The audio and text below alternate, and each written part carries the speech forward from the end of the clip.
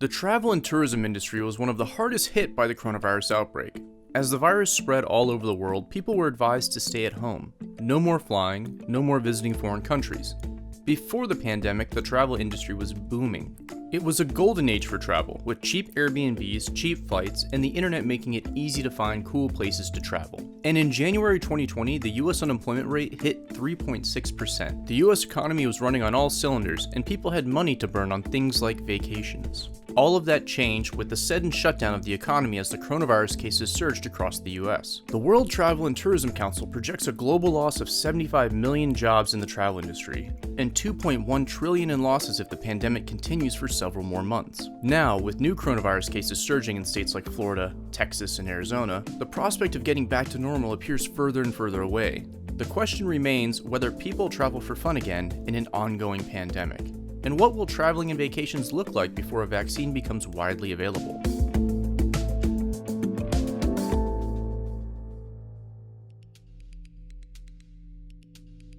The COVID-19 pandemic brought the tourism industry to a standstill, causing more than $262 billion in cumulative losses for the US travel economy. Unemployment rates in the travel industry have reached 51%, twice the highest national level seen during the Great Depression. When the 9/11 terrorist attacks happened in 2001, travel spending dropped by $57 billion, resulting in $133 billion in losses. Now travel spending is expected to decline to $519 billion, resulting in a whopping $1.2 trillion in losses, about 9 times more severe than the losses from the September 11th attacks. If travel restrictions continue throughout the end of the summer, the World Travel and Tourism Council estimates that a total of 197 million jobs in travel and tourism will be lost, along with more than 5.5 billion in GDP. We started measuring the impact, and at the beginning it was 50 million people impacted around the world. Then that number grew to 75, then to 100. So basically it was 1 million per day. So 100 million jobs were impacted. We released new numbers, and those new numbers are based in 3 scenarios. And those scenarios, I would say the lowest of all the scenarios is the 100 million, and then the highest is almost double. So 197 million jobs can be impacted. More than 3.5 million Americans have been infected by COVID-19, and more than 137,000 Americans have died from it. The first wave of coronavirus remains ongoing, with several US states scrapping their reopening plans as infection rates begin to accelerate once again. As soon as stay-at-home guidelines were implemented across the US, domestic air travel fell by 80%. International travel crashed by 96%. The airline industry burned more than $60 billion in cash during the second quarter of 2020 to stay afloat. The coronavirus pandemic also devastated the hotel industry. Hotel revenue declined by nearly 50% in 2020, according to Oxford Economics data. 70% of hotel employees have been laid off or furloughed because of the pandemic. As for the cruise industry, it became an early indicator of the COVID-19 outbreak. More than 700 passengers on the Diamond Princess cruise ship contracted COVID-19 in early March while the ship was quarantined in Yokohama, Japan. It led to fresh horrors of a holiday gone wrong as 10 passengers died of the virus. And other cruise ships were abandoned at sea as major ports of entry turned them away. Major cruise lines have extended suspension of operations out of US ports until September 15th, according to an announcement by the Cruise Lines International Association. The Centers for Disease Control and Prevention had previously issued a no-sail order, stopping all cruise ships from operating on US waters until July 24th. Which was recently extended to September 30th due to a rise in coronavirus cases. When it first happened, there was sort of a wave of shock and sadness. And of course, the reaction amongst the cruise industry was to immediately pause service. So all of the CLIA member cruise lines, which is the great majority of them, did make a coordinated effort to stop sailing right away in March, which was, I think, a very good decision, a very difficult decision.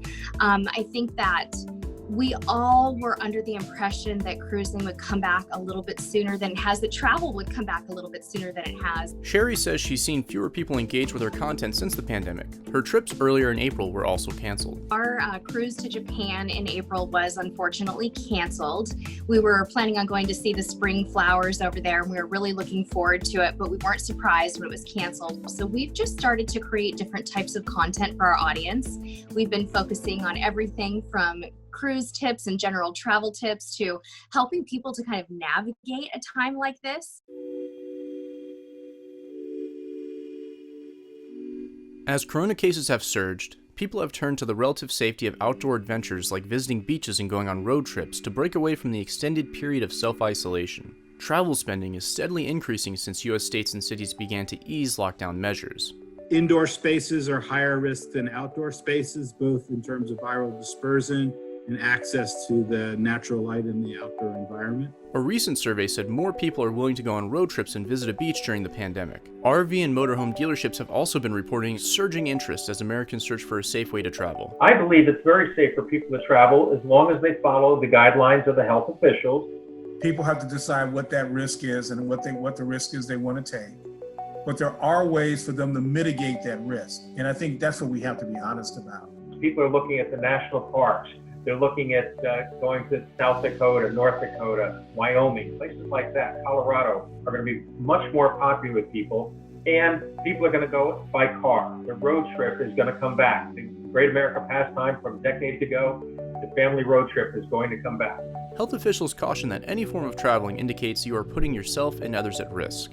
Face coverings are a great way to show that you care about others, because it really reduces the risk that you, if infected, whether symptomatic or not, reduces your risk of spreading to others. He also cautioned against attributing new coronavirus cases due to increased testing. And the only three things we have in our toolbox right now is masking, hand hygiene, and physical distancing. This is not a political issue. So what do safe vacations look like during the age of COVID-19? Think road trips, camping, and beaches that don't attract large crowds. If you want to visit a densely packed city or urban area, it's probably not the best time. Right now, Americans can't fly to some European Union countries because of how bad the coronavirus pandemic has gotten within the United States. It's inherently dangerous to be around other people who might get you infected. So wearing that mask, hand sanitizer, and physical distancing, quite frankly, until we get a vaccine, is the best preventive advice I think we can give.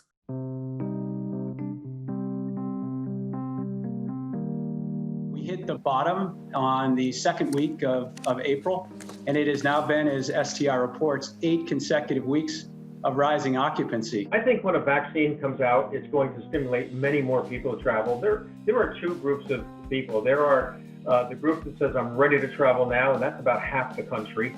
And there's the other group, the other half is saying, I'm going to wait and see. It seems to me that yes, it needs to be a little bit more coordination. There is always, as I say, room for improvement, right? US is a very important market, and for us, it's a crucial market. It's the largest travel and tourism country in the world.